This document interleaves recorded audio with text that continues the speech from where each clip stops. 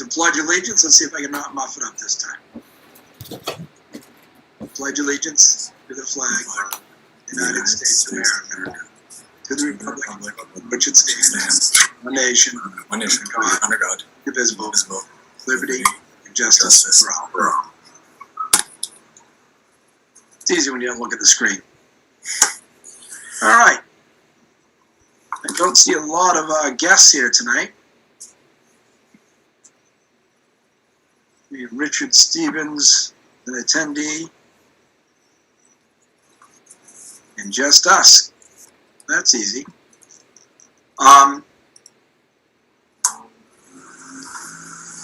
Sam Lipson's not on here.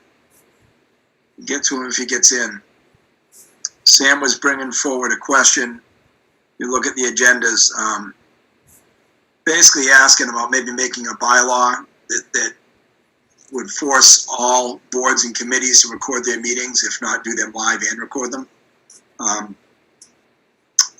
People ask, if they ask what's going on in the planning board meetings, they can't make it, they'd like to be able to view them online later. So I said if you wanted to bring that forward, we could certainly entertain finding a way to get that. I don't know if it's an existing bylaw, or if it's a policy, or what we have to do to get it rolling. But that's what he was bringing up, and I wanted it to come from the public, not from the board, and public interest. So that's what it is. If he comes back on, we'll talk about it. I won't go into it much more than that until he gets here. There's one thing I just throw in there, though, is we should reach out to the available resources Rich Degon can provide. There's only so much time by himself he can do this, and then what the cost is to produce these so that we can figure out the budget. If I'm correct, this budget for this stuff comes out of the PEG access, doesn't it? It does. We would just have to make sure we budgeted from that. Right. And, once again, if this comes up, it's going to be, the intent was to put on the warrant for the special town meeting, so we could make sure we put funds, transfer funds. The PEG access, as I understand, had a couple $100,000 in it. We just use a small amount every year. So I think if people are interested in seeing all these meetings and be able to look at them, either watch them live on YouTube as they've been recorded, or at least view them later. That way people know what happens in the planning board and every other committee when they meet.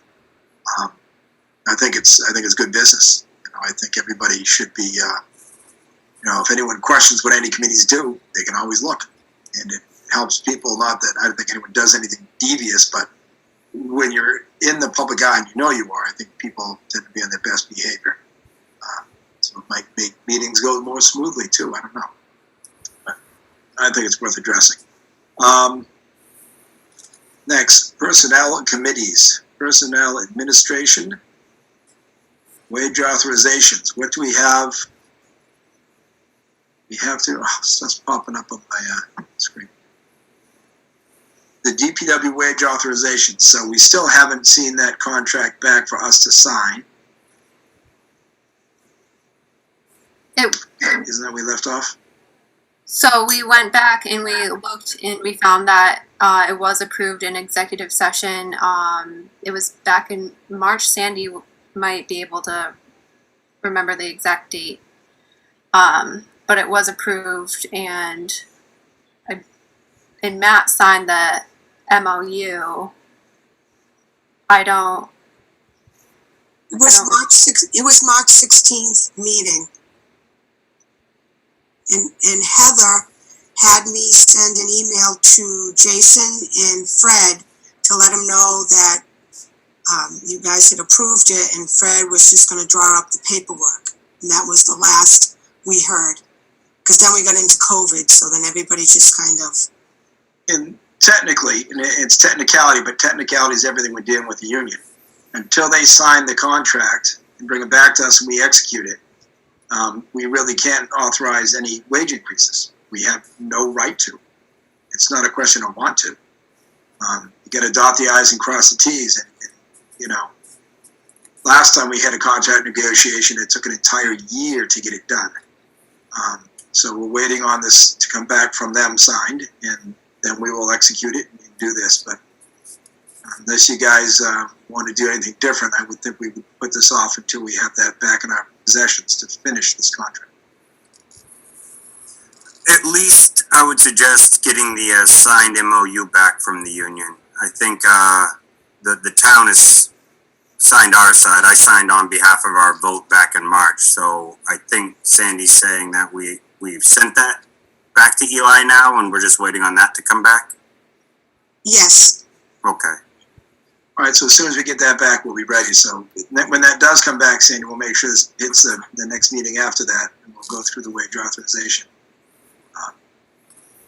But we really can't do it till, they can post date it. The guys will have a better check when they get their first check once it's done.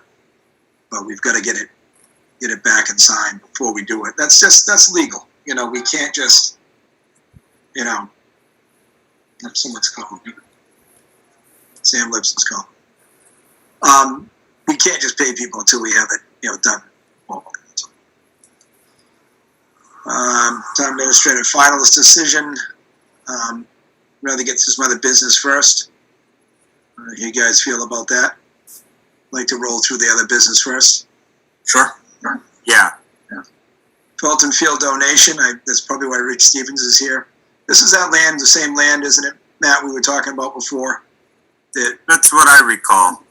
And I don't remember how we left off, but we wanted them to do some testing, but the concern was the expense of testing.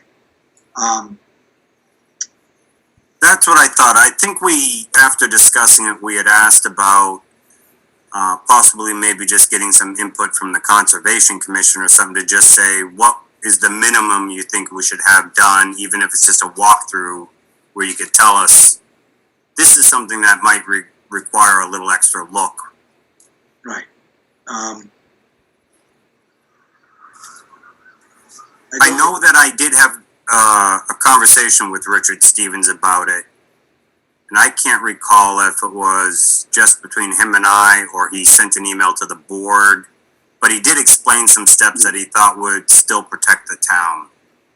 Well, he's on here now. We could have him speak for himself. Go ahead, Rich. Hey, Mr. Chairman, members of the board, how are you tonight? Well, thank you. Evening. Still working, so I don't have a decent shirt on, sorry. Yeah, I think the conservation would be a great asset to go down and walk around. I've been down. Larry Marshall contacted me and Margot Petricone contacted me, both members of the Felton Field Commission, to take a walk and kind of steer them in the right direction on how they can get this before the town to accept as a gift. I didn't find anything that jumped out at me. I didn't find any old cars, no steel, no drums, nothing like that. The river looks clean. I think conservation would be a great body to walk it.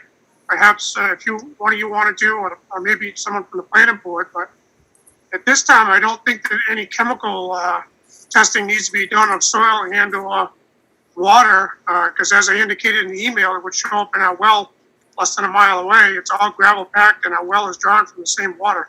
So I think we're pretty safe with that. The asphalt plant is very well contained and regulated. And before that, there was a factory there at the turn of the century, and that's been long gone. All right. Yeah, I think I'd feel comfortable if the Conservation Commission wanted to look at it. Yeah, we're just concerned because we don't know what's been on the land. We don't know the history of the land. You never know. You say you take it and you find there's 3 junk cars out there or someone's been buried in trash. I don't think that's the case, but you don't know until you do some diligence and have it looked at before we take something on for the town. Absolutely. So, you guys, what do you think? We'll ask Conservation, Matt? I just was thinking now that we're talking about, and Richard brought up a good point about the old factory prior to the asphalt plant. And I'm wondering if it wouldn't hurt to reach out to our historical society to see if they have any history on the site that could just add to potential hidden items that may or may not be something we should look into. Again, this is just more of a due diligence. I've got a feeling that it sounds to me like we're probably going to be getting some pretty good land here, but I just don't want to take that assumption without the right steps. Right, and I think asking them to spend money in soil testing is what they didn't like, as I recall, because that can get expensive. So I'm hoping they'll be all right if we just take a little more time. Get those, get the Historic Society and the Conservation Commission to have a look at it. Gentlemen, that was a hat factory in the 1800s, early 1900s, that factory, and it was on the same site as R.T. Curtis and the asphalt plant today. Okay, and so just because I'm not completely familiar, is that an abutting property? Yeah, Old Colebrook Road would be the dividing property. Okay, thank you. If you're okay with it, Greg, I'll just make a motion that the Board of Selectmen will wait to hear back from the Conservation Commission and the Historic Society on any input they can provide on potential concerns we have with the site. If they raise none, we can revisit the issue and take a vote at that time. I'll second that motion. All right, I have a motion, a second, to wait to hear back from those two boards. Do we have any other discussion? Hearing none, I'll call for vote. All those in favor? Matt Urban, aye. Dylan Clark, aye. And Greg O'Sullivan is yes. All right, so we won't set a timeline on it. We'll give them, and hopefully they can look in the next couple of weeks. But, Rich, if you bend anyone's ear and get them out there soon, that's great. We could deal with this in 2 weeks. Otherwise, we'll hopefully see it, next month. Very good. Thank you very much. Yes, thank you, Rich. We appreciate the effort. Thank you. All right. Sam Lipson keeps calling me, which I'm not going to answer during the meeting, so you'll have to put this off to another week if he doesn't get back to it. A call number? What's that? Is there a call-in number that apparently he can't find or something? I don't recall what the agenda looked like. There was a call-in number. I think there's always a call-in number, is there not? Yeah, well, here's a webinar, and to participate by phone, it's 312-626-6799. So it is there. It's not urgent we do it this minute. I mean, if he can't make it, he makes all the other meetings. We can always put it back on the agenda when he comes on. I told you guys what it is. I think it's a good idea, but I told him I want to present it from the public, not something that looks like the selectmen are trying to dictate what we want to do. If he wants that, I said, I absolutely support it. Just bring it up to the meeting and bring it. So I'd rather it come from him, and I'd rather if it goes on the warrant that he gets some signatures. If he can't, then, then we can place it on anyways. But, it'd be nice to see some interest in it from other people. I'd like to get it going. Reimbursement request, $224.50 for materials purchased by Dennis Fleming to repair the town's war memorials. I didn't look at those pages in this online stuff for people to view. In other words, I know we've seen it. Yep, the invoices are in the packet, so everything is detailed line by line, exactly what he purchased. Just want to make sure the public can see what we see. In that case, we don't need to have a lot of discussion unless you gentlemen want discussion on this, or do you want to make a motion? I guess the only discussion I would put in is, I think it's all justified, but in the future, it might be something that we would ask, to be made aware that he's planning to buy things ahead of time so that we see it coming rather than after the fact. And that's nothing against Dennis or whatever process he went through to get to this point. He may not have been aware. So that's all. I would just want to put it out there so anybody listening knows that in general, we wouldn't want to provide reimbursements for something retroactively more than a pre-approval to take those steps. And it should be noted, this isn't just a random citizen just decide to fix something and build a town for it. Dennis is on many boards and committees, is involved with the veterans and takes care of these memorials anyways. I don't think we put any sort of line item towards a normal repair and maintenance of these. And that's something we can talk with Dennis about. If we do see repairs coming, maybe consider a line item next year for it, to have some funds available ahead of time. But yeah, I agree. I'd rather a lot ahead of time than do it this way, but I'd rather do it this way than not fix something, let it get worse. 'Cause, you don't repair these things, the damage will grow rapidly, and that's what happened to the gazebo. Agreed. I would look for a motion, gentlemen. I'll make a motion that we reimburse Dennis Fleming $224.50 for expenses related to repairing Barry's war memorials. I'll second that motion. Hearing a motion in a second, do we have any more discussion on this topic? I just want to say thank you very Thank you, much, Dennis. Okay, The free labor was greatly appreciated. absolutely. Okay, with that, I will call for vote. All those in favor of reimbursing Dennis Fleming? Matt Urban, yes. Dylan Clark, yes. Greg O'Sullivan, yes. Thank you, Dennis. COVID-19 update. I'm going to put that off for now. Let's do the year-end transfers. You guys get a chance to look at that? I got a few minutes right before the meeting. Looks like it still leaves us with about an unused balance of about $115,000 for the year, which is not bad considering what we went through and the amount of shortage we had, the $285,000 shortage we had to end the year. It's not too bad, but that should settle up all the accounts. I think it was, 64,000 in that ballpark that we had to do transfers. I don't understand why some of those accounts went negative, because they shouldn't. Certain salaries accounts, I don't know how those went negative. If that was because you went an extra week till we approved, or I think some of it was overtime related to, I think, like the treasurer, collector, and the town accountant. That was more overtime related to accounting for the COVID expenses and the CARES Act application preparation. okay, that makes sense. I was just curious. It's not a huge number compared to most years. We always have somebody transfer. And we did ask departments to stop spending on accounts, and that's why there was plenty of money available to take care of these expenses. We did anticipate some shortages. Not necessarily overages, but shortages anyways. Yep. I understand calling in here. All right. So, you guys have any more discussion you want to have on that? Do you want to move forward with that? Once again, it's in the packet. People can look it up. Standard thing we do every year.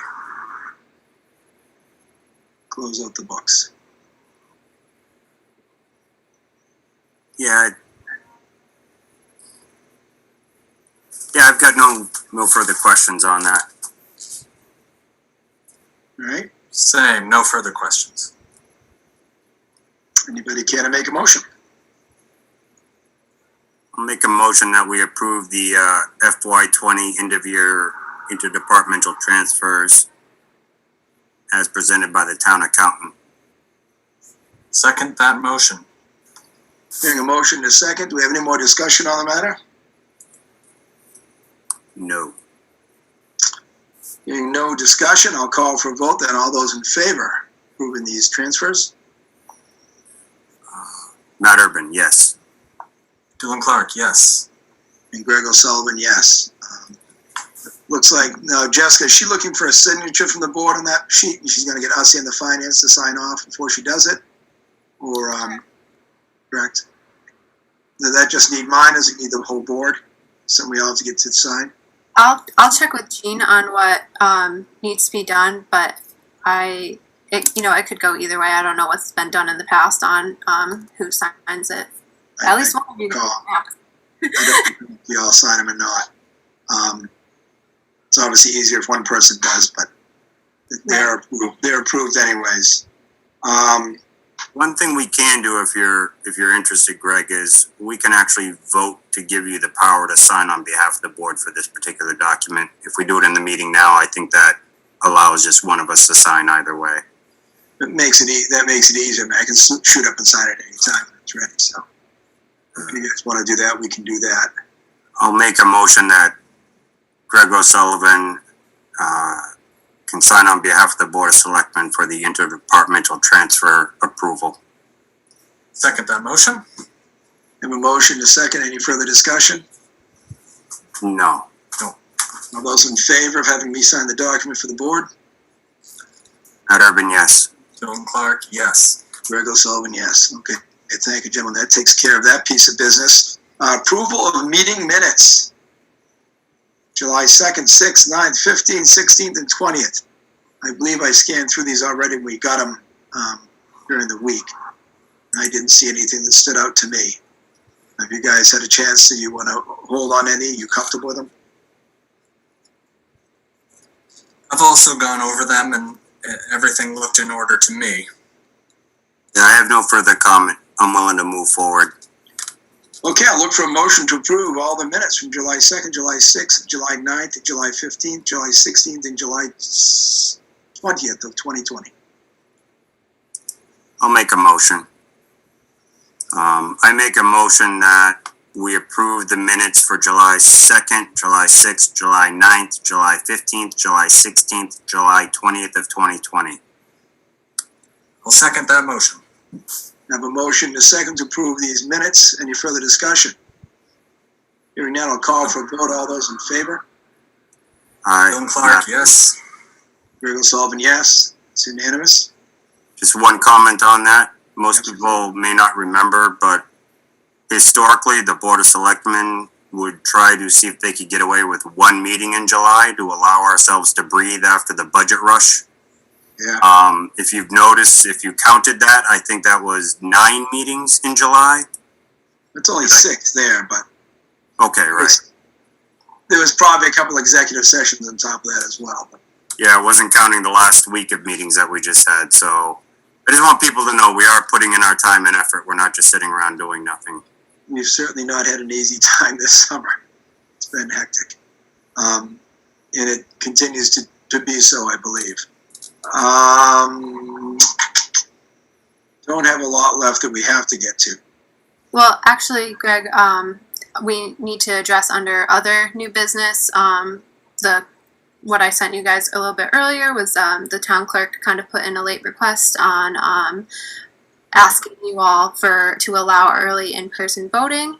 So I did send an email about that. I can read it off right now just so the public can hear. We have the town clerk has requested that the board approve early in-person voting for the town tonight. And the hours of in-person early voting will be Saturday, August 22nd from 2 to 4 p.m. The last day to register to vote is also that Saturday from 2 to 4 and also 7 to 8 at the town clerk's office. We also have early in-person voting planned for Sunday, August 23rd from 2 to 4 p.m., Monday, August 24th, 7 p.m. to 9 p.m., Tuesday, August 25th, 9 to 4, Wednesday, 9 a.m. to 9 p.m., and Thursday, 9 to 4, all of that last week of August. Excellent. All right. I asked that that go on the agenda. It's not normal notice, but this is something that was urgent. It just came up from the clerk today. We need to get this approved. This isn't for mail-in or absentee ballot stuff. This is so people can vote in person early. We've been doing it for the last few elections. It makes it spreads out the voters, first of all, and allows people to go more at their convenience to the town hall and vote. It's still in person. It's still traced. I don't like this mail-in ballot stuff they're doing. But I do like to have the early voting, and I did want to make sure we get it in here in time so she can move forward if she wants. I would make a motion to approve the town clerk's request for early voting hours and procedures. Thank you. I'll second that motion. I have a motion and a second to approve the early voting as requested by the town clerk. Any further discussion? Hearing none, I'll call for vote. All those in favor? Aye, Matt Urban. Bill Clark, yes. And Greg O'Sullivan's yes. I have a text message coming in from Marty Anderson. That was going to be one of my selectmen issues tonight, and I'll just bring it up now quickly. The church we have that was meeting on Saturdays in the town hall, they have no problem with the cleaning, the things they ask us to do. But what they don't want to do is give us a contact list of the members of the church who come in. Now, as I understand the contact list, the intent is if someone should come down with COVID that we can trace it, been there, we want to be able to notify everybody. he assures me that he does keep a list of people who attend the services. But with freedom of religion, the church itself has an issue with asked to be logged in, report to the government when they've attended services. And I think strictly legally, separation of church and state, he's got absolutely dead on right. We have no right to ask him for it. He's assured us he does keep a list so he could contact everyone if need be. But otherwise, they don't have any issues. And I just wanted to bring that up tonight and make sure this board was okay with waiving the need for a contact list from the church. I'm completely comfortable with that request. The only thing I would ask is if for some reason they do identify somebody in their population came down and that they would just notify us so that we know that a group that used that space Right. did come in contact and they learned it whatever date they learned. Exactly. I think we'd ask that still of everybody, and they weren't complaining of that. And I'll talk to them again, make sure he understands that. But they wanted to keep the privacy and the separation, which as soon as I saw that, I said, yeah, you can't trace the church. That's fundamentally wrong. So we have a motion and a second.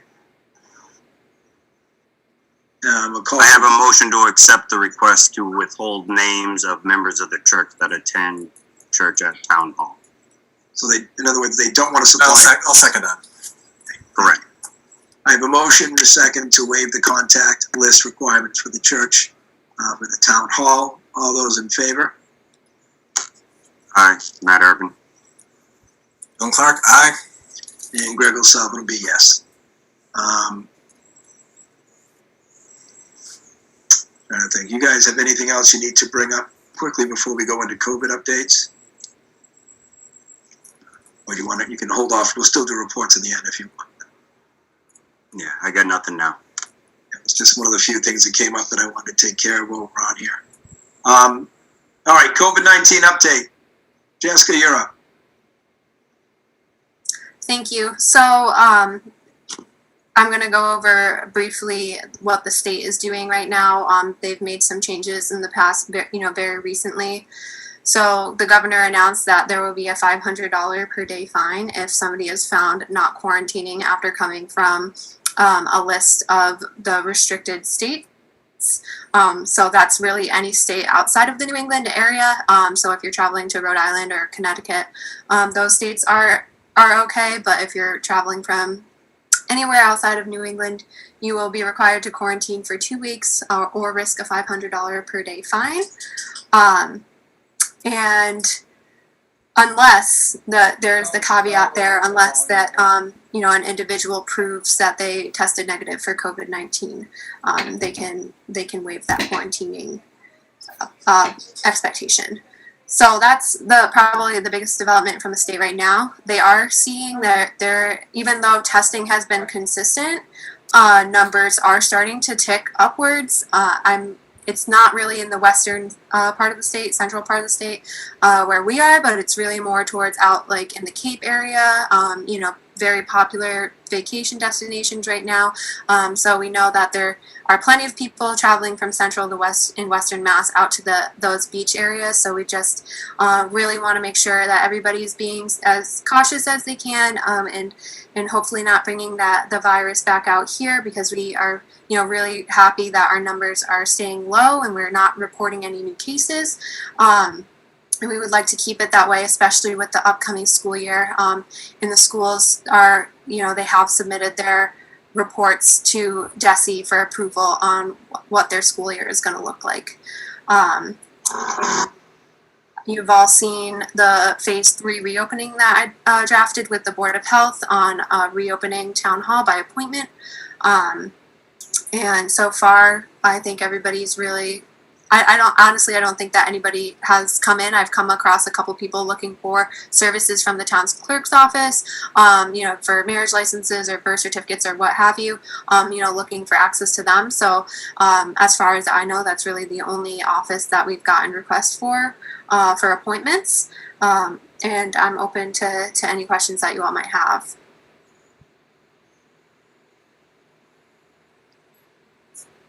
I've tried to read through the stuff as it comes out. It's to me, it's all still a little crazy.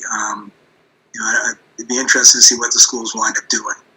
I hear all sorts of different reports. They say that Florida's cases are rising crazy. Then you hear that, Florida sites are saying they have 100% positive test rate, which is impossible. And they're finding that some of those they've retested, it's 10% positive test rates. We're getting fake numbers again. And it's so hard to get a straight picture of this thing. It's very frustrating.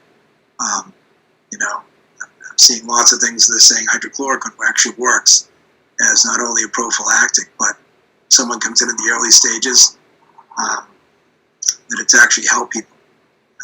And within days, got them, cleared up. So it's everything you hear. One side, you hear the other. You hear it's bad. You hear it's getting better. It's crazy. It's just frustrating. So keep playing the game. We don't want to jeopardize our position with the state by ignoring their orders. I really hope these kids don't have to do telecommuting every day, or some towns have gone already strictly homeschooling computers. Zoom meetings and partial days, and it's the kids need that interaction. The kids need the social aspect of the school. I worry enough about teenagers and school-age kids being glued to electronic media. And, I struggle with it with my kids as they grow up to really limit the games, the PlayStation, the time. I was that mean guy that would let my kids have phones till they were 15. I don't think they should be glued to it. And, the social aspect of school, I think, is monumental to the kids' development, both their education and their personality, and for their overall holistic growth. So I really want to see these kids back in school. But it's not going to be in my hands. I can just put my opinion out there. I know a lot of people are very concerned. You should understand that this is not attacking and killing children. It's, the kids aren't at risk. The concern for schools if they bring something home to an older relative. That being said, I would hope we could find a way for people to keep those older relatives safe and let these kids go back to school. That's my 2 bits on it. I give you gentlemen equal time to say what you like. Well, you go Dylan, first if you'd like. I just want to remind everyone that the staff and faculty of our schools are people who are also vulnerable. It's not just the kids at the school all day, every day. It's everyone who works there, the bus drivers, those people's families. So I'm still urging caution. I'm not entirely. I'm still pretty cautiously optimistic about the rest of the year, but not as gung-ho as some might be. But we'll wait and see. I'm kind of back and forth. I think people here, maybe they even wonder where I stand, but part of that is because the information isn't consistent that you're hearing from different sources. I'm not one that just has a blanket trust in any industry, whether it's the CDC, quote unquote, the World Health Organization, or even, some of the groups that are providing a counterpoint to what's being out there right now as the standard guidance from CDC. There are other doctors, but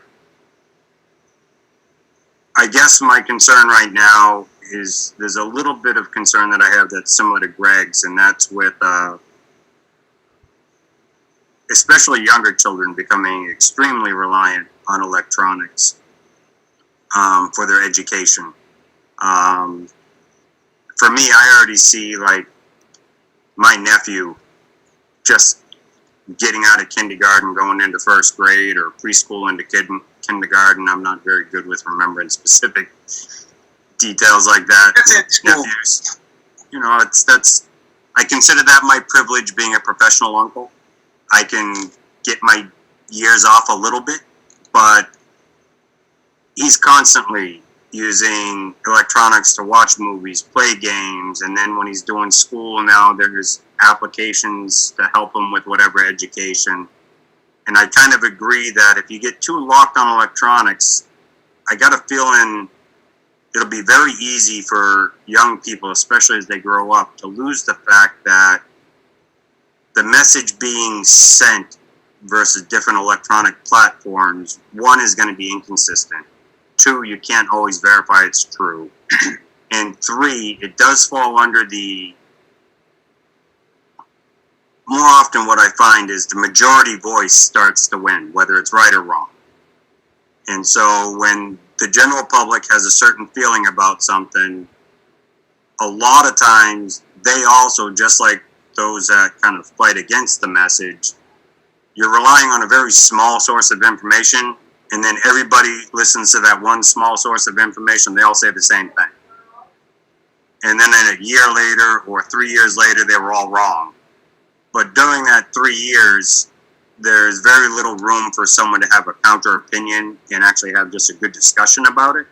Now people just kind of call you out as fighting a system or fighting science. And I brought it up into interviews, my whole trust but verify. You know, I've been acting and trusting in the CDC's guidance because I'll admit I'm not an epidemiologist, but I also know that I did study science as my mechanical and electrical engineering college education, comes in, and I can follow this. And I studied physiology and anatomy. I studied bioengineering classes and things like that. This isn't something that I feel like is completely out of realm of what I am familiar with. So at least when I talk to people, I feel like I grasp the basics enough to understand what they're saying. And it's inconsistent because they also are trying to do their best, but they're providing guidance based on lack of information. And I understand that. Be conservative, be safe. And we've been doing that since March. And probably Massachusetts has done a better job at slowly introducing more availability to gatherings and people being able to get together in person, because we haven't skyrocketed with a wide opening that some other states seem to have had. Problem there is when you start to look at the actual numbers and the percent of the population and how they get affected, it is difficult for me to understand why we kind of lock down and put everybody in a bubble versus provide guidance on how households can maintain their own bubble. I saw a little of it maybe a month and a half ago, 2 months ago, when we were really in a lockdown. You would see things online that would talk about when you walk in your front door, that's your changing station. So if you live in a household with people that have immune compromised systems or something, that's what you do. You walk in your front door, you literally take your clothes off, you got hand sanitizer, wipes, you clean yourself down, you go take a shower, and that's how you're trying to keep it from getting from your front door into your living room, kitchen, or bedrooms. Not a lot of guidance on there, but instead it's more the... So I just think that the concept of creating an individual bubble for each household, for each family unit, for different friend units is something that really hasn't been well discussed. And I think it's because they fear that even if they say it, people won't do it. So it'll still cause them to start crossing lines and rates will go up again. And I understand, again, the caution, but I don't understand the caution with still the lack of trying to provide that education anyway. You can still provide that education and then say, but we don't necessarily suggest that when these other things will probably be more helpful in protecting society. But when you look at the percentages, the people that actually, I do not have exact numbers as of what's going on right now, but kind of the trend was 2% of the population is actually testing positive. Some places are jumping up to 10% when they have these weird spikes, and then they kind of come down to 4%. Some places are even lower than 2%. If you want to break it down to town versus state, Barre's had an amazing 0% for I don't know how many weeks. But But then of that 2% that actually test positive, now you're talking about a lower percentage actually needing hospitalization or dying.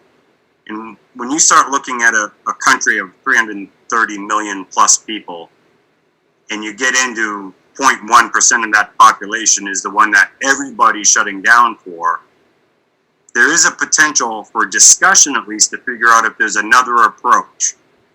But you can't get there until people are willing to truly invest in timely testing.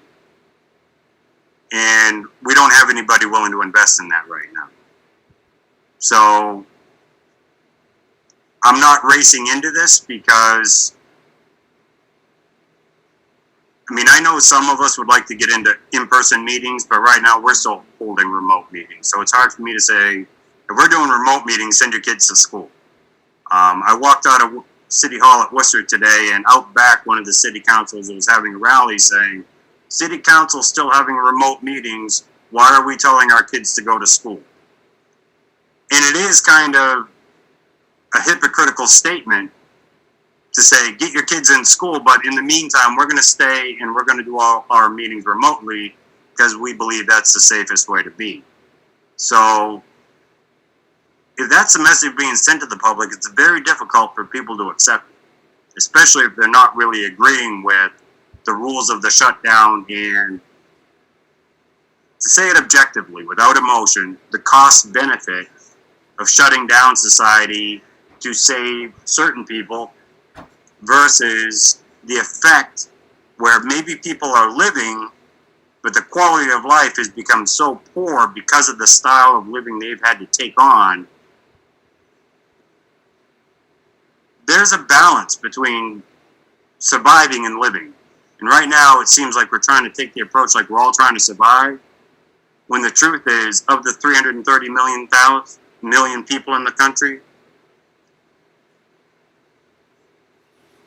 there's not a lot of them, maybe 300,000, if the math is playing out right, that are likely to have any major effect from this disease. That's what the numbers are saying. I'm not saying it's right or wrong, but that's what the numbers are saying. So how do you tell someone to stay home if you can't start defeating that argument? Matt, if you could try to tie it up pretty soon. I'm sorry, Greg. I'm done. I know. I want to explain why I have conflicting thoughts. But yeah, we agree. There's so much conflicting information out there. Some of it's very politicized, some of it's not. You have doctors saying one thing, doctors saying exactly the opposite. I grew up with a mother who was a biology teacher, and she'd say there's no such thing as germs, bacteria and viruses. I learned that when I was a little kid. And, you know, I've grown up with family in the sciences. Very good understanding of that. I have doctors in the family. And I also have always enjoyed numbers. There's a lot of people in my family, my brothers, are way better on their numbers in mathematics than I am. But looking at the statistics and things, that the numbers don't jive. It's very frustrating that people just want a clear picture of what's going on. And to make a decision, it's hard to get. But now that my tablet's gone, I've been getting. I know that Sam is here. He's been here for a while. Sam has been here for a little while. Great. Yes, he's called me about 15 times and left messages. Tells me I have no right to ignore his phone calls. Well, Sam, you're wrong. You have every right to ignore your phone call, and I don't answer any phone calls during a selectman meeting, either in person or on a video. At that, I would like to invite Sam to the meeting, please. Sam, can you hear us?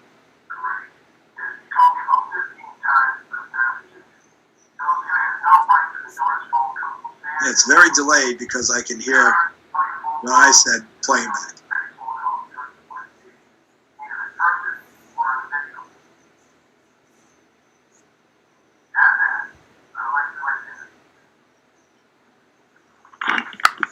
Hello.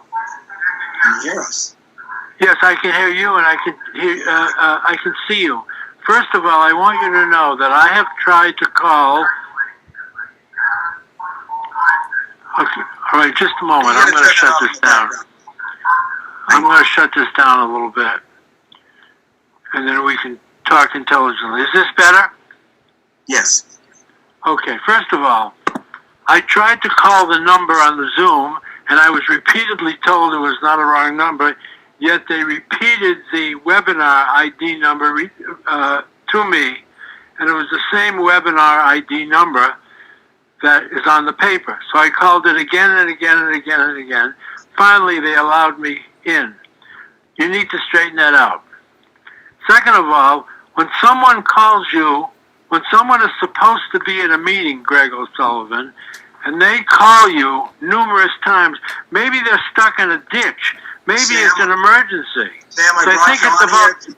Cut his mic, I think please. it's about time that you guys act a little smarter than you're acting now. Sam, I'm going to cut you off and drop you. I brought you on to bring this issue. Well, you can do anything you I want. brought you on to bring this issue forward. Okay, let's bring the issue forward. First of all, you and I had some discussions. And the discussions were that it would be appropriate that we develop a bylaw so that all the boards and commissions have their meeting on video so we can get some public involvement and public consumption. Yes. Now, this is something that we need to have allowed at a town meeting. This is a bylaw that we must address. That's number one. Number two, and I'm not looking for any discussion. I just want to bring it forward so it's on the record. Second of all, there's a consensus of some of the citizens that we need two more bylaws in regards to bylaws. Number one, and I'm going to read them to you, and I'm going to submit a paper. I'm going to submit a paper to the administration, Sandy Hood and Jessica Sizer, tomorrow in the mailbox. Sam, I want you to stop there and listen, please. I don't want to have an argument with you. You're trying to do something for the citizens. This is not only... Uninvite Sam from the meeting, from the active participants, please. He's going off agenda. We're not going to have that. No, I am going on the agenda. I'm speaking to bylaws, and that's what you're asking me for. We have a bylaw, Sam. You brought the one forward. If you have a different one to suggest, you said two more, please submit them in writing to the board, and we'll be prepared for the next time. We're prepared to discuss the recording of the meetings, and the board does seem to be in favor of that. And we'll be happy to talk about that again in the future. Okay. Other than, do we have any correspondence to go over? Other than the letter from Rich Stevens, which we've covered. That was all for this meeting. Okay. So, we're back to our last topic, unless you gentlemen have anything else before we get into the administrative discussion. Oh, I would like an update. We have how many applications on? Oh, go ahead, Dylan. We were going to have the conversation about the treasurer collector search this meeting, correct? That's what I wanted to talk, because I didn't see it on here. I wanted to have an update of how many we have. Have we cut off? If we met the cutoff date, I think we did. Correct. So the priority date for applications was Friday the 24th. It was a lot. Oh, great. So we have, I believe it's either 67 resumes and applications. I've sent those all to you guys. You know, I don't know how you want to proceed with it, but I think that there's some good candidates in that pool. So I really think that before any other town, picks them up, I think that it would be in the best interest of the town to go forward with reviewing the resumes and developing a plan for. I don't recall seeing those yet in my email, so could you resend that to me? I don't recall seeing those resumes. Yep, for sure. You guys got them? Yeah, they showed up, Thursday. there you go. Sometimes this thing's frustrating. I get all this stuff at once from days after the fact. Yeah, so July 30th around 4:17 in the afternoon. I just resent them to you. All right, thank you. All right, So you guys reviewed those at all? Have you had some time to look at them? I have reviewed them, and in the interest of time, I've found the three that I think we should try to schedule interviews with. That's my opinion. I have three. I think working as expediently as possible is going to help us. I don't know if Matt, if you've gotten a chance to look through the seven. No, but I definitely would be interested in hearing your recommendations. This is, yeah, I'd like to hear your recommendations. I agree we should move on these as quick as possible. Right. I thought they were closing the end of the month, not last week, so I would have been prepared for that today. I apologize. I'm not going to take time for us to go through them right now. I don't think that's giving them the appropriate amount of time. But maybe we'll have a meeting next week. I don't know if you want to wait a week or do it at the end of the week and try to fit it in and at least authorize some interviews. We could post tomorrow and have interviews, pick our interviewers, the candidates at Thursday, try to really step it up. There's only 6. We shouldn't have a problem with 7 going through those. So if we advertise Tuesday, we could have a meeting Thursday, and that should take us, I would think, 20, 30 minutes to agree on candidates to interview. I mean, heck, if we interviewed all 6, it would just be interview all 6 as 2 nights, but I don't want to do that if it's not necessary. I'm comfortable if you both have time to do a quick, maybe like a half hour, 1 hour type meeting Thursday to discuss and decide who we want to interview. Okay, what time are you going to be available? 6:30 or 6:30 is easier, right? 6:30's, yeah, exactly, yeah. 6:30, it's much harder to get before. Dylan, you good for that? I think we'll do 6:30. I think we'll be. All right, so Jessica, let's plan a meeting for Thursday. That'll be what, the 6th at 6:30, and it will be strictly to review the candidates and arrange interviews. And we'll hopefully get to that next week and move forward as quickly. Okay, thank you. All right, that's the same thing I was going to catch, Dylan, beforehand. Glad you brought it up. So now we are down to our discussion on the town administrator finalist decision. Yes. I was clear on my thoughts after the interviews.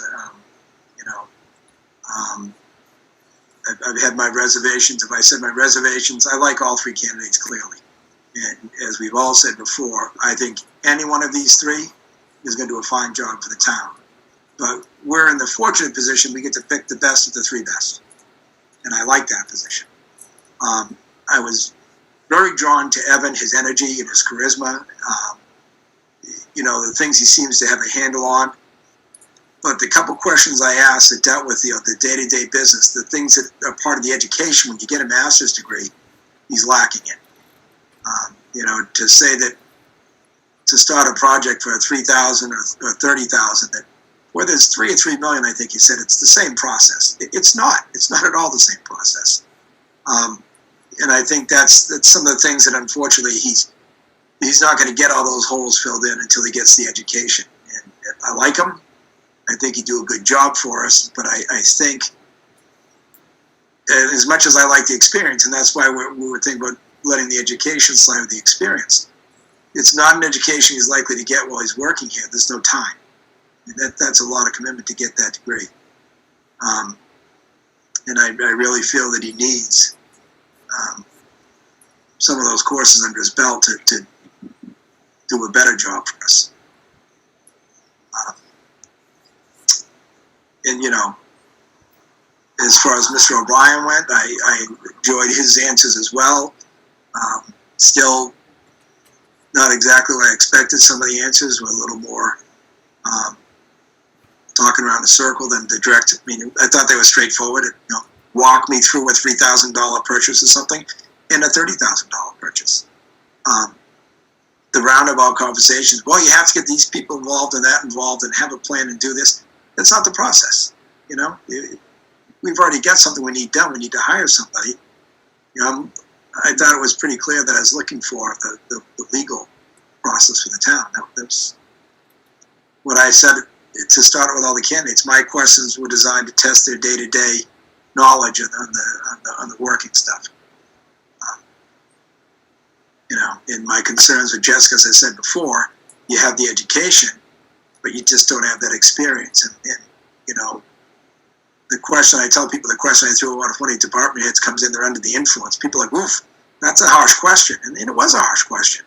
But I thought she answered that the best of the three candidates, which shocked me. I thought she would struggle and come up with a good process and know what to do and handle it, because that's the kind of tough issue that usually takes some experience to deal with.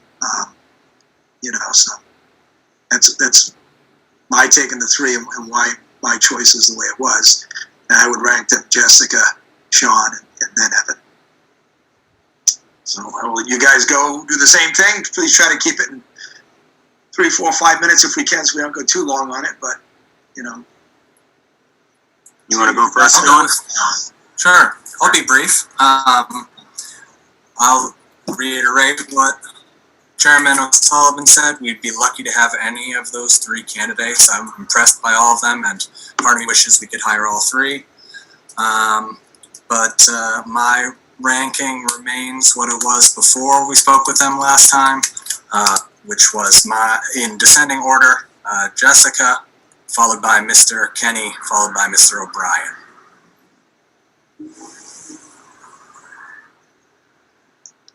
And I won't elaborate much more than that, but Okay. a lot of what you said, Greg, I agree with 100%.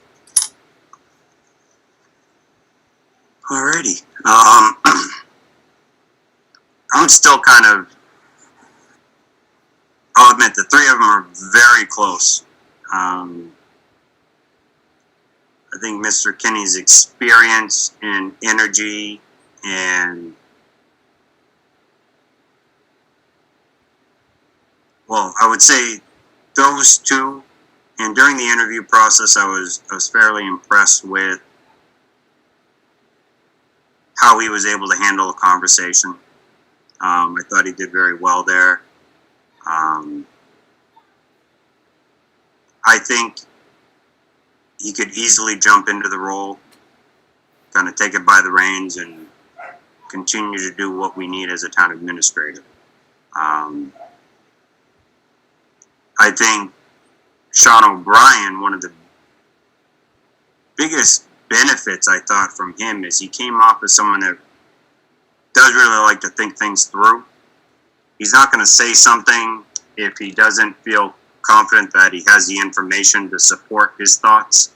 I think sometimes maybe that was why his responses were a little vague, because in his head, from what I got, I haven't spoken to him, so I'm just guessing here. But maybe from his perspective, he's like, I see what you're saying, but if this was part of the equation or if that was part of the equation, I might answer it differently. So I'm going to come a little bit more vague with my response. I can kind of understand why he might approach it that way.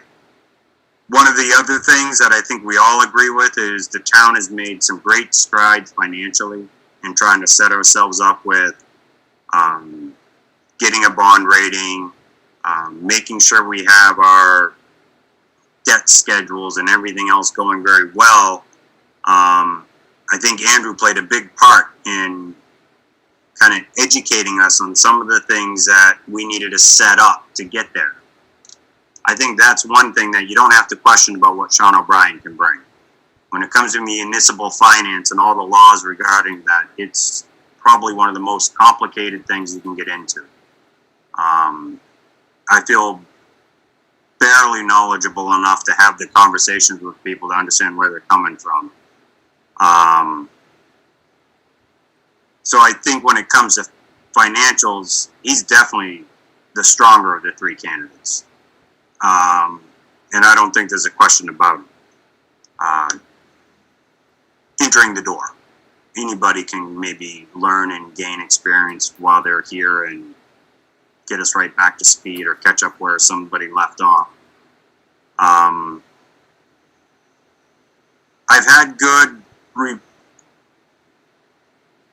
I've had some good responses about what Jessica's been doing since she's been interim. Different members of our community or our actual employees and department heads, I've had contact from some. And my own experience, I think she's fairly on the ball. She's quick. She's a quick recall. You know, can find stuff real quickly, get it to us real quickly. So I also think, even though she's lacking experience, she comes off as somebody that is smart enough to know what she doesn't know and when to use the resources and networking. To include our own department heads, not just necessarily other people she knows outside of the town of Barre. But it sounds like she's also got plenty of those. And I know that, for me, that network that you gather in your life is kind of helps fill in the gap of a lot of experience issues. I'm not saying that Evan or Sean don't have the similar network. So I'm not saying that that network makes up for lack of experience, but I think it does a good job in helping you gain experience. I think the knowledge she brings with her education and her experience. So she does have experience. It's not like she has none. I think it's just hard to define the experience by what's written on a resume.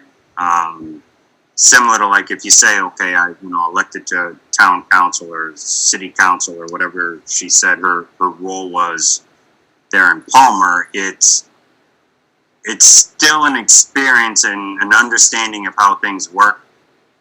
And the roles she played, it's very similar to maybe kind of how Evan started his career in the beginning of his resume. You know, he came in and you kind of start as a role player, you learn this piece, you learn that piece.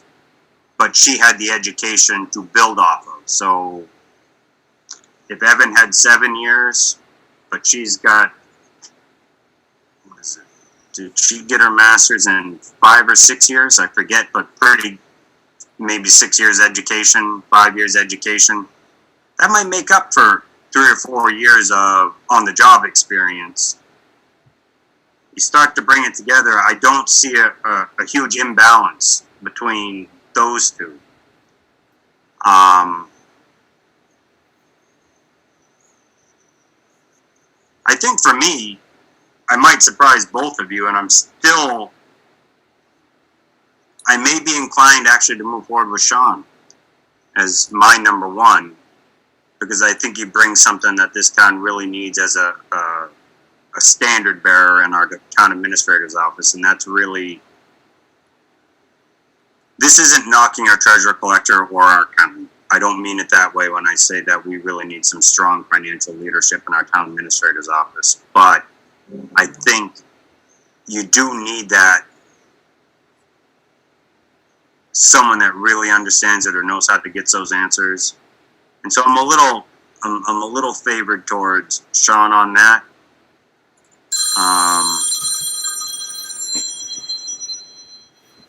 And I really could put Evan and Jessica right on the same tier. I like working with Jessica the limited time we've had. I think she does a good job. But I think I would have a very similar working relationship with Evan and be really happy that he's in there doing his job and pushing just as hard. So that's where I stand. I'm probably at Sean as 1 and Jess and Evan as 2A and 2B equally. All right. I'll add one little footnote. One of the things we discussed during our multiple interviews with these candidates was our master plan. And, Evan sort of seemed to say he knows pieces of the master plan. It takes a long time to get it done. As I recall, Sean didn't exactly light up with, oh yeah, they're tough to do, but Jessica lights up and looks forward to it, which is invigorating. And I don't think it's tongue in cheek. I think she means it. I think she really has an energy for the job, and is excited to do the job. And that, you know, the financial part of it, yes, I agree. It's monumentally important. And Matt, we've had a lot of financial discussions, especially my first year, how the budget was going to be created. And the finance committee has worked a lot more with the office when we got our noses out of it, let them work with Andrew, and they have changed how they've done it. And you know, there's been a lot of changes because of Andrew, and it's put us in the right direction. He's helped us understand a lot of things in government finances that we maybe weren't so clear on. You know, it's different than personal finances, and people don't understand that. There's similarities, certainly, but it's quite different. That in itself, though, is not a driving factor. I think we have a good handle on it now. We still have a good finance committee, and they've, you know, this year with the budget, I think they had a better time with it because of the footprint that Andrew left behind, and Heather was to pick up on it. And I think the finance committee is solid with how to continue this practice and the new methods of, you know, how Andrew's brought together the spreadsheets that they use. And I think that we have a good understanding of what we want to do, and I do trust in Gene, and I will trust in the treasurer we choose, because we'll be going through this process again.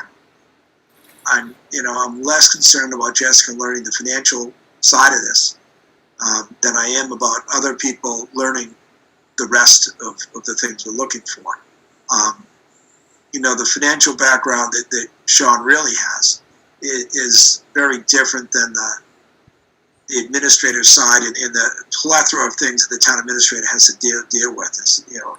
Is not just management, but procurements, and dealing with the state reps and the senators, and understanding how rules that apply to us from the governor's orders, the day-to-day of being in charge of the personnel as well as the budget. And I think she can learn that budgeting end as she goes. I don't think it's out of her realm.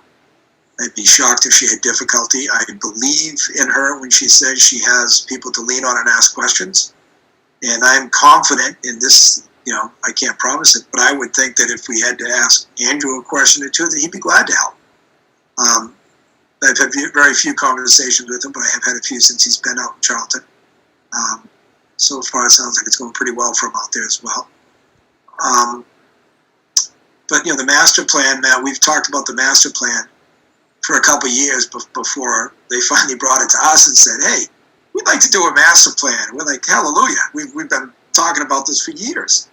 And to have an administrator that's looking forward to that, and I really believe when she says that she is. And I believe that she has the energy for it. And you know, that master plan is everything we're looking for. It's future development. It's how the town's going to be. It's the direction we're going to head. It's what we're going to invest in. It's how we're going to get new capital. It's what kind of businesses we want to see in town. Everything we've talked about for the direction of this town is what's going to be encompassed in that. She wants to get fully involved in that.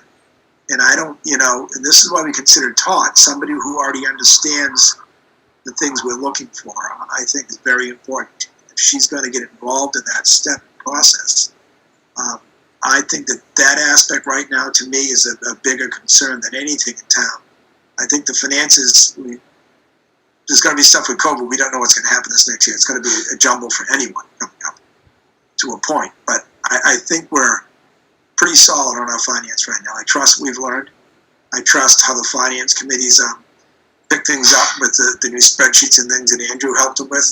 And I trust them more than I ever have right now.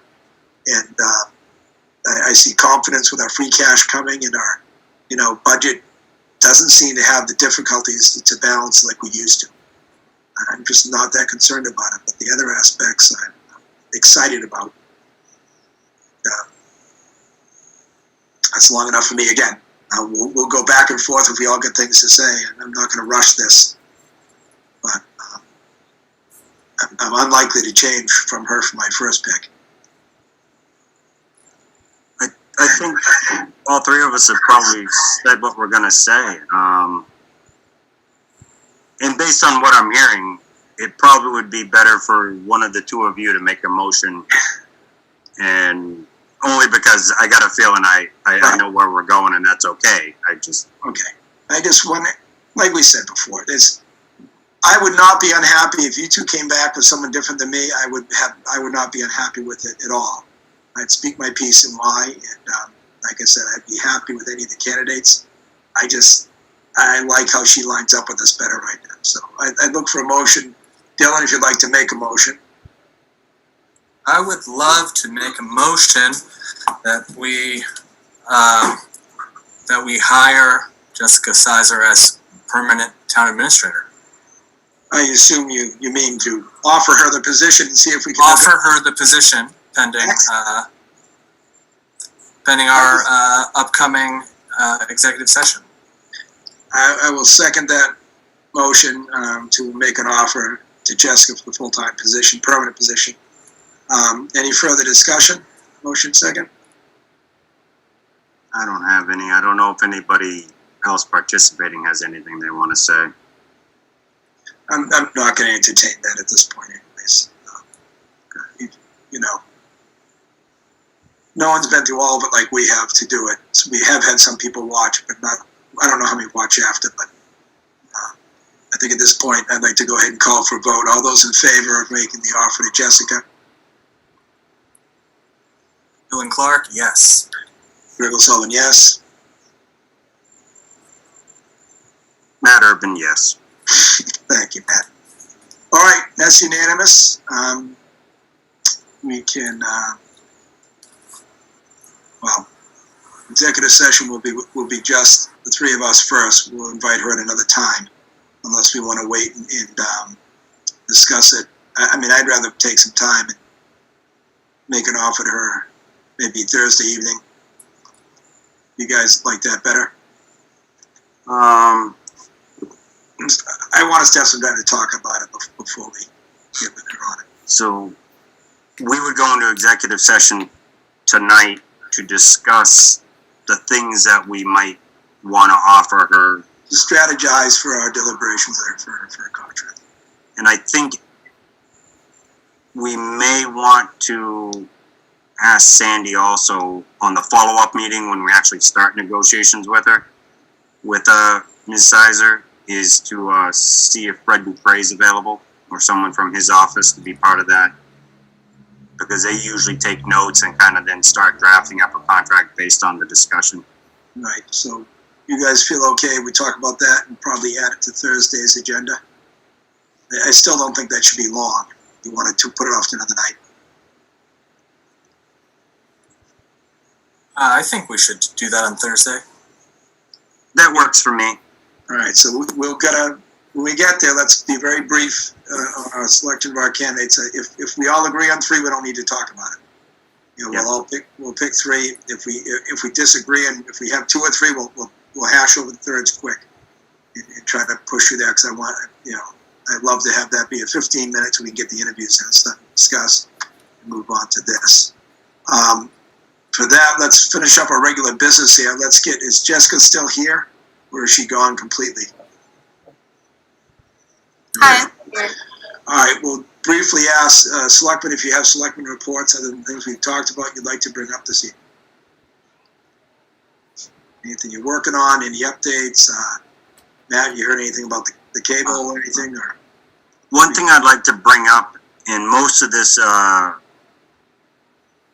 is kind of just setting the stage for a future agenda item, probably, is the closing the loop on the solar donation for the public safety building. And I recall the letter and equipment being donated, but I have questions about final design and labor costs.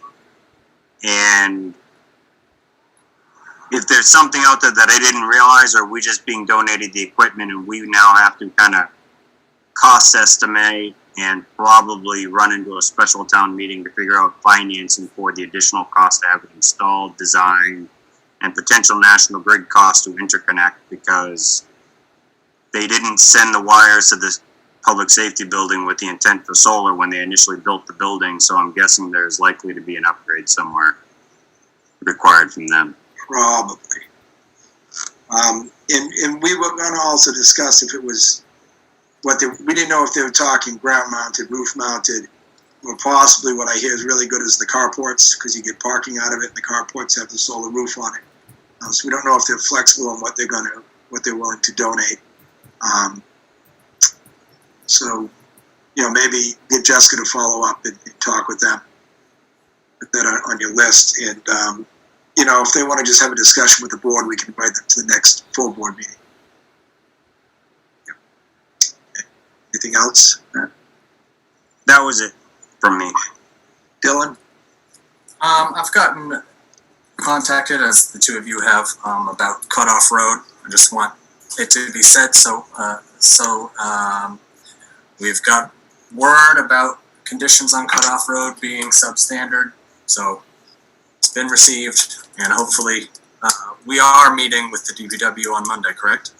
That was my follow-up question. Yeah, so I sent out a message out to the DPW, Shannon from the DPW, and I said, just to let you know, the board is really interested in bringing up some issues at the next DPW commission meeting. I have not heard back, but I do want you all to know that the contact has been made and the request has been made. I would like you to go a step further and contact each member of the committee. There's 6 others than us, and let them know that the Board of Selectmen would like to host a meeting in our room Okay. Monday. So, I was going to suggest it would be easier to maintain some social distancing if we just wanted to set up a circle of chairs in the the barn portion of DPW rather than the meeting room. We could just have a big round table of chairs, but well, yeah, there's 9 members. that's the only reason. 9 members is quite a crowd, especially if we bring somebody else into the room. The meetings are typically brief, but now we're doing that. We're looking for Jason's cooperation and putting him out to make sure trucks are out, chairs are there.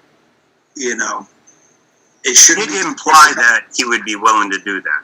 I've talked to him about it briefly, and he thought he could do that. He didn't see a problem with it. All right, then why don't we do that? We'll request we have a meeting in person. We'll do it in the bay or at the DPW barn so we can stay spread apart. We can keep the overhead door open. We'll do it indoors there, but please reach out to each of the members and let them know that the Board of Selectmen intend to be there next week at 7, and we would like, at least 2 other members to have a quorum, but we'd like the board to meet because we have not met in some time. So if you could reach out, Jessica, to each of them during the week. Will do. Excellent. You guys have anything else? No, I'll just do a quick follow-up, though, is that I did reach out to DPW, and they did confirm that they would put the Cutoff Road item on the agenda. Excellent. Okay. All right. That was the only thing I wanted to follow up with right now. Jessica, do you have an administrative report for us of any kind? Other than the quote that we already did? Right. So I just want to give an update on the Henry Woods Building elevator door that's been special ordered, and we do not have a delivery date at this time, just because it is a special order item. It has, it's going to be a little bit of a longer process because it's not your typical door. Some good news, we received from the state, the Department of Local Services, that our unrestricted general government aid and Chapter 70 funds, which Chapter 70 funds are for the school, has been level funded. For the schools, Chapter 70, it's also included inflation in that number as well. But we are still uncertain what the federal government aid will provide us, which will come in later months. So that number for us, we're looking at $955,017, which is level funded from last year. And then another update that I have, I was going to bring Chief Rogowski in for this, but he's busy on some calls right now. But he received, the Barre Fire Department received a federal grant of about $86,000 to $87,000 that will provide them with new extrication equipment, which means basically just the jaws of life. All of the department's equipment will be replaced through this grant, which will be nice because it's on the capital improvement plan, so that's something that we can take off. It's very good. We have on the rescue truck, there's a pump built into the rescue truck, and there's 2 coil hoses on rolls. You can just pull off the hose and hook the jaws up, and it's a relatively new version. But on engine 1 and then engine 4, there's older style pumps where you literally have to set it on the ground like a generator and start it by hand, which all the typical problems of dealing with, bad gas and everything else, and an engine sitting that's not run enough. Then you can hook up one appliance at a time. It's got less pressure. They're older tools. So it'd be nice to see those things updated. When you need them quickly. And we've done very well with what we've had over the years. But definitely, one car I remember going to in that rescue truck, we had an accident with somebody stuck in the car, and we probably had them out. And this car was mashed in. We had the whole roof off that car probably in less than 2 or 3 minutes, which is just fast. And, these tools help make sure that it goes fast. When the tool doesn't start work, that 2 or 3 minutes becomes 10 or 15. And if you can imagine being trapped in a car and injured severely, that extra 12 minutes of sitting there makes a huge difference. This is a fantastic pickup by Bob with the fire department. Very pleased. Anything else, Jessica? So I don't know how you all want me to proceed with the offer that you all just made. Is it something that you would expect me to accept or decline during this meeting, or is it something that you would all like me to wait on giving a decision Thursday? We haven't made you an offer yet.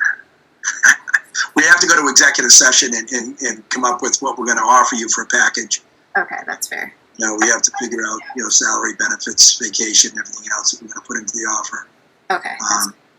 And then we'll plan on, we're hoping to get to it Thursday, and I'm going to have Sandy try to get labor council in the meeting as well, so if we can hammer something out Thursday after our brief collective meeting, then we'll present you the offer. And if you feel the answer on the spot and you have an idea that what you want is good, you can answer. If you need to think about it sometime and give us an answer later, you could do that as well and counter. Okay. In your balls in your court Thursday, you don't have to make a decision Thursday, but we will present you Thursday. Okay, thank you. Thank you for the clarification. Okay, so when we're done here, we'll go to executive session with just Sandy and start hammering that out tonight. And you'll be out of here early. You won't have to stick around for that. Last thing before we go, I talked to Jessica earlier. Last 2 weeks ago during payroll, I pulled 2 items, and I wrote hold. And Matt, did you see those items I pulled? I pulled them, put them on top of the folders, and asked to have them held. I did not see those. Okay, I don't think they were held. I think they were put back in the folder, justified by the staff that they're normal expenses, despite the people who pay for everything saying to hold it. And I want to just make something very clear. My opinion in the board, I want to speak on this. If the Board of Selectmen pull anything out of a folder and say to hold it from pay, it's to be kept out. It's to be removed from the digital transcript. The check will not be written until the board can meet and discuss whatever issue it is we discuss in that piece of paper. To me, that piece of money that went out was not approved by this board. I would never approve that. I would never approve that money to be spent in that manner. I don't like that it was spent that way, and I don't like that it went through without the board seeing. I do clarify that it wasn't spent. I have it. It was pulled out after we got off the phone. I double checked with Sandy, and it was still on the desk. It was not spent. It did not go through. Is it going to be up on this, included with this warrant this week? Well, if you want to have further discussion on it, we can hold it again.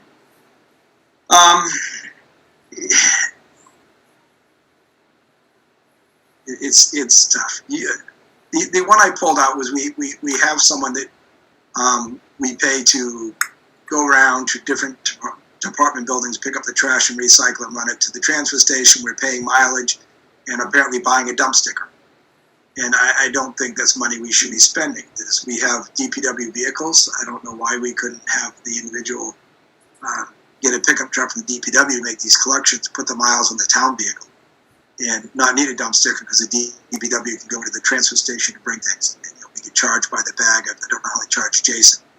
But I think we should try to work something else out rather than, I don't like the town paying for a sticker on someone's personal vehicle. I just don't like it. Yeah, I definitely missed that specific invoice. I'm glad you brought it to our attention. I tried to pull it out so you could see it. I know it's hard to catch them all going through, and and if people understand, we probably go through any place between 100 and 200 pages of documents when there's a warrant to be signed.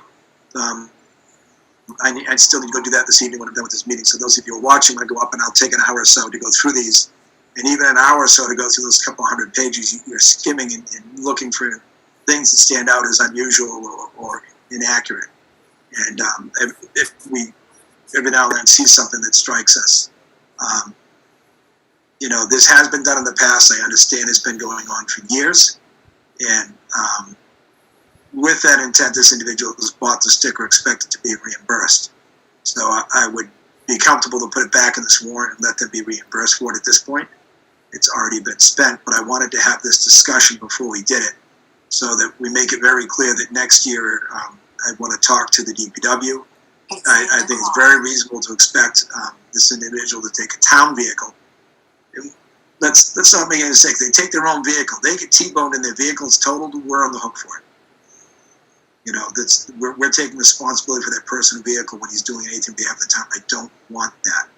I don't want the personal vehicle. We're not talking about driving around, going to a seminar in their own vehicle. We cover their mileage. We're talking about doing work for the town in a private vehicle.